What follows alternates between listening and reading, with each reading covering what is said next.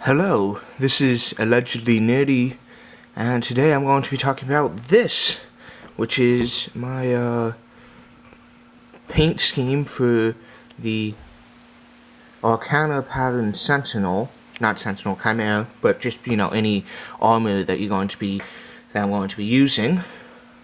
This is a quite, this is just a Chimera as an example, but this is probably the happiest I've been with any sort of vehicle that I've painted, and I'm going to talk about how I painted this, give some tips and techniques, because I actually use a lot of paints that aren't really traditionally used by miniature wargamers. I mean, I use a little bit of the Citadel, but I don't use Vallejo, I don't use Mini War Studios or any of those. I use a lot of Tamiya, actually.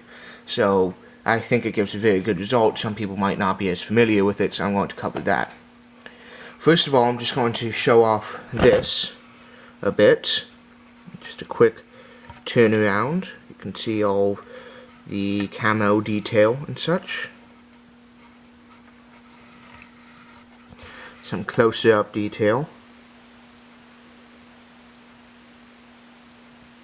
You can see there's a lot of chip work has been done. The lenses, I've tried to put glare on.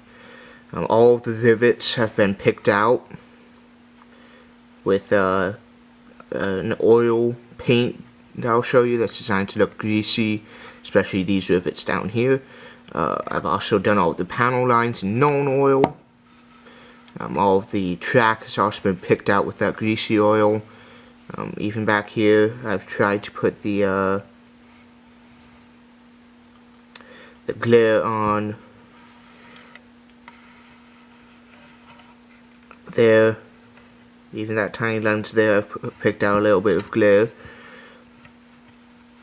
I've also done some detail on this this is my first attempt at sort of a sort of blast mark. Didn't come out great, but it came out better than I was expecting, and that was just because I accidentally got a huge blob of the lens material of the lens paint there. So I had to cover that up. Now, what I'm going to start out with is just going over all of the paints that I used. Starting out, you're going to prime it with some sort of etching primer or some such. Pretty much any brand that contains an etching agent I'd recommend. You don't technically need the etching agent for the plastic, but you do need it for resin, so I just keep the etching agent ones on hand. Starting out, Tamiya aircraft color. This is olive green for the US Air Force. This is just a rattle can, and you spray it down here. Make sure you spray the bottom too, because although people aren't really going to see that, people do notice if it's gray. And also you need to get this front part done up here, which is really difficult without just spraying the entire bottom. The next step is the tan parts of the camo line, which I use Tamiya XF57, which is buff. Put these all in the background. Then for the black parts of the camo line, I use XF69, which is NATO black.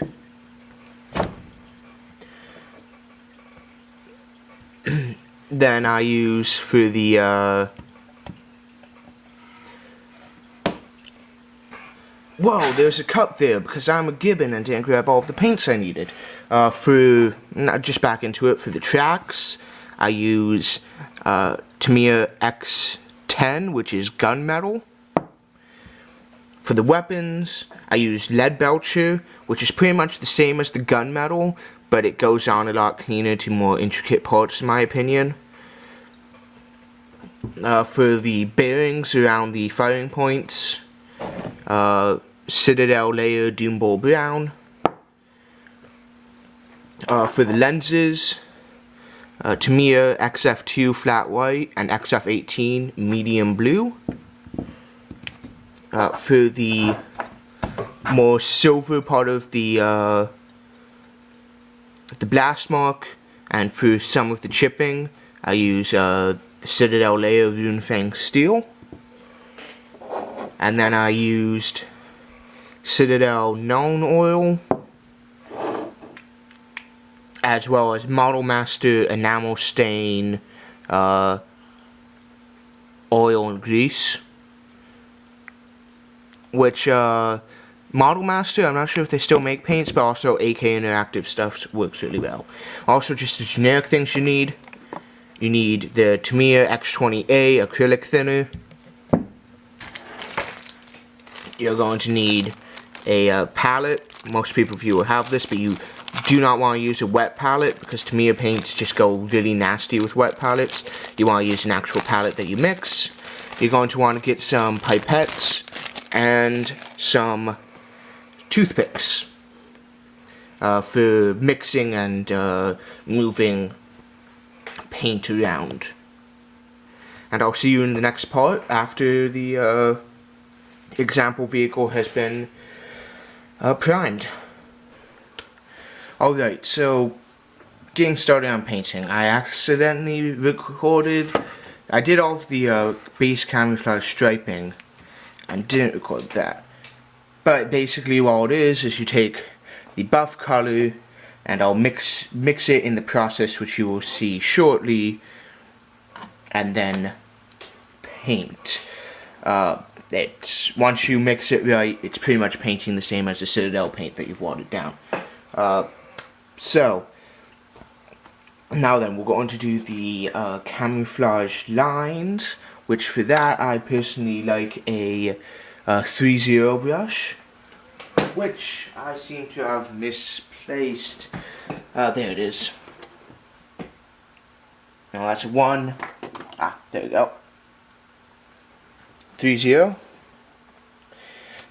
That's going to be the equivalent of a detail brush, I think, if you're using Citadel brushes, but I'm not 100% sure.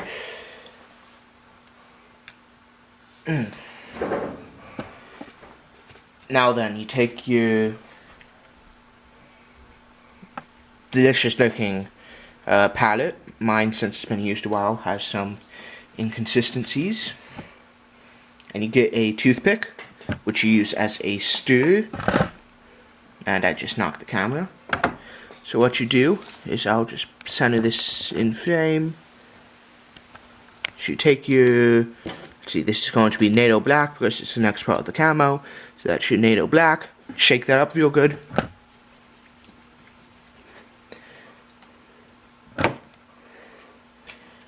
Open it up. And you can sort of see inside there. But basically you just take your toothpick, you stir it a bit. You just let it drip off the toothpick into the palette.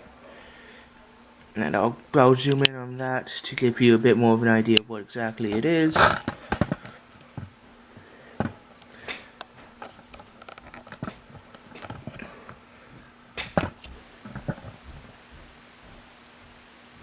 So you just stir in the palette, stir in the pot, and drip it down into the palette. And that's probably going to be enough for the camo on a Chimera. And you leave that there. Make sure you close up your paint, you don't spill it everywhere. Nice and tight. Set aside. Then you get your pipette.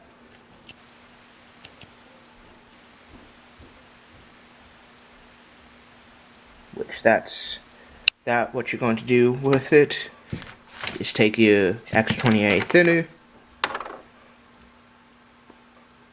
Just get a tiny bit out. That's going to be way more than you're ever going to use there. You're just going to put in, zoom in again. Just going to put in about a drop, maybe 2, depending on the paint. Then you just put the rest back away. Seal off your thinner. There you go. And you mix up your paint until you can't see any difference between the thinner and the actual paint. Now then, zooming back out, take your model, which I'll set here, grab your 3-0 brush, just get a bit of paint on it, drag it along the edge to get a fine edge. Then you go and I'm just going to start there. Just go along. Start just picking out the edges of the camo. Generally, you're going to want the edge paint to be thinner than the original, but you still want it to be proportionate. Like, you know, since this has thinner camo stripes on it, it's going to have thinner edge paint. While the one I showed you in the beginning had thicker camo lines, so it had thicker edge paint. And you just go along and you do that all across the entire model. I'll get back with you after I finish that. Alright, so I've done the rest of the striping on the camo. A few mess ups, but after this step, what I'd recommend doing to solve that type of thing is you can try putting in the blast mark as was used here, and that really helps cover that sort of thing up. But this step is the tracks. So what I have is a number 1 brush and the X10 gunmetal. So you just make sure you get with the Tamiya metallics. You really need to shake them up very well so that they go on nicely. Actually, the metallics are the only ones, though, that would say you don't need to thin down just for brushing on. Most of them you do need to thin down, but the metallics, not really. A lot of people would probably scoff at that, but they've always worked perfectly well for me. So once you have it well and shooken, just open it up. And then you always grab from the cap, because you don't want to be dipping your brush in there, because if your brush loses any bristles, it gets in there, and that'll really mess up your paint. So just dip from the cap. And that also allows you to be much more controlled with the amount that you get. And then you just go, and you begin putting it on.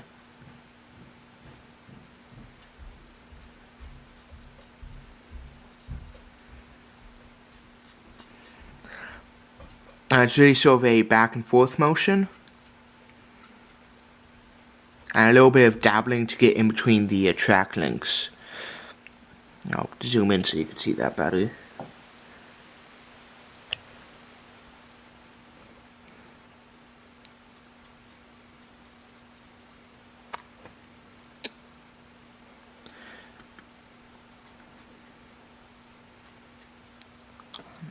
Sort of go along like that. That'll get you everything you need.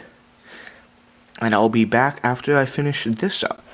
Alright, so now we're going to be doing the weapons. And if you had the las guns on here, you do those too, like this. And also we're going to be doing the skull with wings insignia on both sides, the mechanical parts, and any battle damage that you're adding. And for this, you're going to use Leadbelcher, fairly standard stuff. Just shake it up real well, as per usual. I'm using a 4-0 brush for this. This is used. This will be for you Citadel brush users. This will be your fine detail brush. Just pick up a little bit of paint, spread it off, begin putting it onto the model. So, you know, you get into the little track tensioners. Done.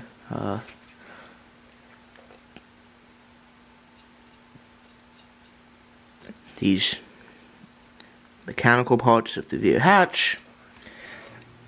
That's all fairly standard stuff that you're going to hopefully know how to do. If not, definitely check out some of the other painting stuff. I'm not going to really be covering the Citadel paint stuff all that much because there's plenty out there. But, just for this place where we got a bit too much, start covering it up. And I'm thinking it will be less of a blast like there was on this, more of just that was a hole that was ripped through. So, pretty small and concise. Try to keep it fairly smooth and fairly circular. But then when we get on a bit, I'll show you how I finish that off. I'm just going to finish off all the metal parts on here. Then I'm also going to paint these bearings, Doombull brown from Citadel, which is the same as what I did on here. Again, if you have the actual las guns attached, it's a bit more complicated. That's why I don't have them attached on here. Also, then they don't break off. But I will be back in the next part where we will be covering the lenses, which might be a bit difficult for you to see on camera, but we'll see. Okay, well, continuing on, I just did all of the weapons, and then did the ports for the las guns. Now I'm going to do the lenses. So we have the medium sea blue from Tamiya. Give that a good shake.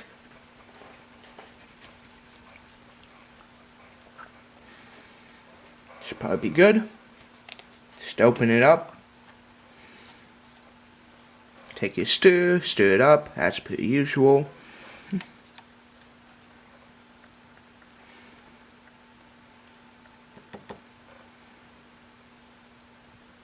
Put a bit into the palette. Close up your pot. Get your thinner.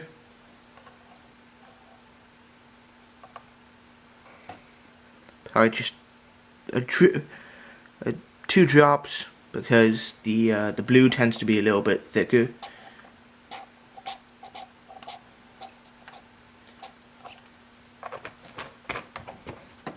Close up your thinner. Stir up the blue until it's nice and even.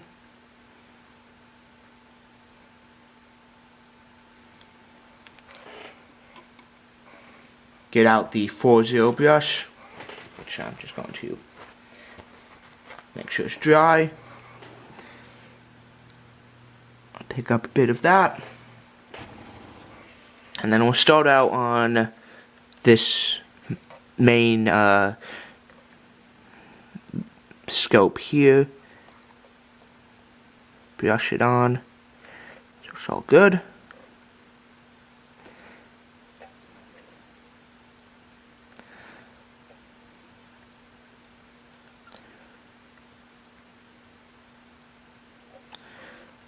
Then you just go through each and every one of them, and then you're going to wait for them to dry.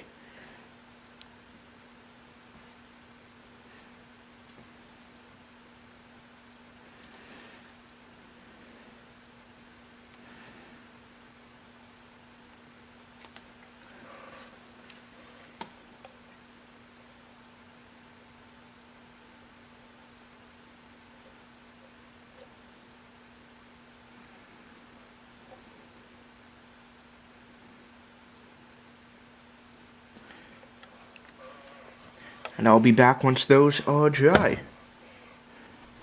Alright, continuing on. I've given the blue plenty of time to dry, so now I'm going to take my number 4 brush again. I've already mixed up some of the white, which is mixed up in pretty much the same way as before. Just get a little fleck of that, barely any at all. Then go in. Just going to demonstrate at the front again. Just line along the bottom. and just a little dab at the top left, and that gives you your glue. And then you just go through and do it with all of them, and I'll be back after that with panel lining. Alright, for panel lining, you're going to use the Citadel Nuln Oil shade. You want to use the non-glossy one. So you're going to use your 40 brush again.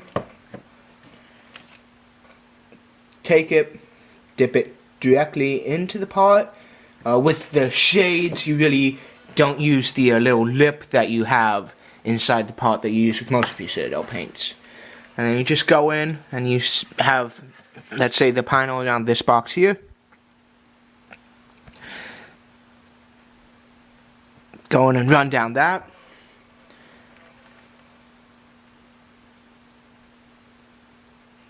You're going to have to dip it fairly often.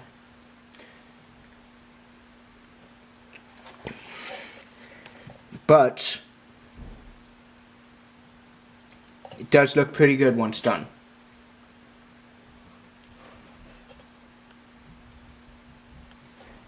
I'll be back once I finish all of that. Alright, now we're going to be using some of the Model Master Enamel Stain. This is an enamel stain, so you're definitely going to need some paint thinner. I have a little bit in this jar here. Now then, once you put this on, very much similar to the Nuln Oil, but this will dry glossy, sort of like oil stains. So you're going to use this to pick out the rivet details. You know, you're going to put grease all around the track mounting and stuff, as you can see on the sample model. So what you do is you make sure it's closed properly. So open it up and then close it again, because sometimes it's hard to tell with the childproof cap they have on it.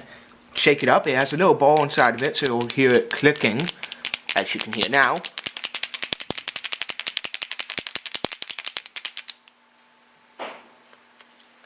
And once it's done, you open it up, take off the cap, and then take your, I'm using another 4-0 brush, grab that, just get a little bit on there, and you're going to want to start out down here, just put it over all of your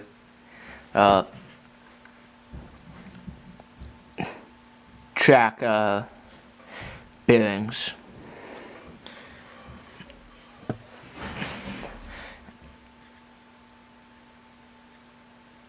And you might get a little bit too much on some places, and you'll just use that as just sort of a palette to do the rest. Once it's thinned down, you're going to start picking out the rivets. So what you do for that is you just find a rivet you want to pick out. Just real carefully, just sort of tap on top of it, and it'll just get a little bit of that sheen around it. I'll be back when that is finished to talk about weathering. Alright, we're on to the final part of this video, which is the chipping effects that I do. For this is going to be slightly amended from the opening, but as I'm adding an extra unnecessary step, which is to start out with Mechanicus Standard Grey, then Leadbelcher, then Runefang Steel. Mechanicus Standard Grey is going to be sort of the base chipping to sort of represent the fact that some of the paint will come off, but won't necessarily sort of wear down the steel enough to become polished. So it'd be sort of more of like a dull steel, which the Mechanicus Standard Grey sort of emulates. Starting off, you're going to shake up your Mechanicus Standard Grey, get a chunk of foam. This is just a bit of furniture foam from some that we had lying around. What you do is you shake up your grey, open it up, fold your furniture foam up, just grab a little chunk of paint off the tip, dab most of it off, wipe it a bit, and then just go and along the edges, just sort of dab along, It adds a little bit of a highlight, but it also shows plate, you know, a little bit of wear down. And try not to make it too regular, just sort of randomly dot around. Definitely do it a lot around the doors and hatches. Because that's where people's hands will be, and hands really wear stuff down. Just do it along the edges. But try not to be too regular, just add a few other random places as well. Once you have that done, you're going to move directly on to a second hunk of foam. And you're going to take, make sure you close up your Mechanicus standard grade, because you don't want to spill your paint, because that's a pain. Now you get out your Leadbelcher, shake that up with your second chunk of foam. Open that up. Open up, take the second chunk of foam, get a few dabs on there. Dab that off. And then just go over the places where you already tapped on the grey. Just lightly tap on a bit, and this will give a little bit of a chipping. This is sort of the more traditional chipping method.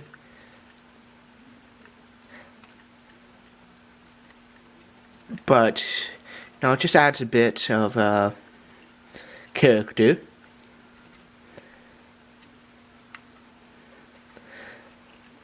That sort of represents, you know, this is a workhorse vehicle. It's been in service for a while.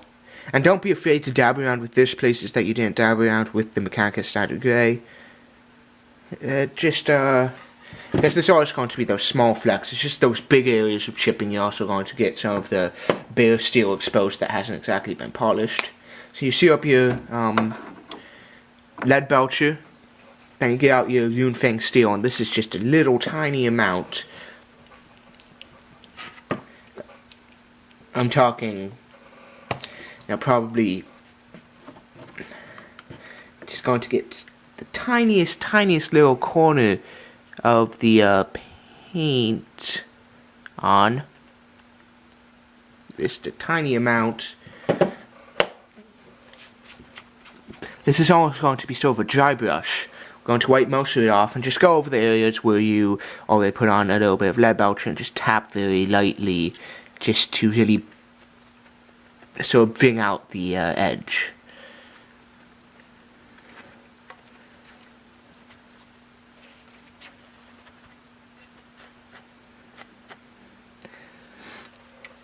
And that's it finished. There you have it. Pretty much from start to finish, painting a Chimera using a combination of Tamiya, Citadel, and Model Master Paints. I hope this is helpful, especially to you people who are looking for more of that sort of skill modeling finish. I'm also going to at some point be doing a tutorial more on weathering, which will probably be involving pastel weathering chalks and weathering pastels to get sort of that dusty feeling, making the tracks look more like they've had mud running through them, and just sort of general stains and stuff, which I did a little bit of on here. You can see down here there's a little bit of oil leaking in some places, which that's something we cover. You know, you put a bit of oil on the tracks and stuff, but there's definitely some other stuff you could do, even with just some of the Citadel paint, like the Citadel texture stuff that works very well for some forms of weathering, but I'll go more into that in another video. Until then, I hope that you enjoyed this, and I wish you luck with your painting. Farewell.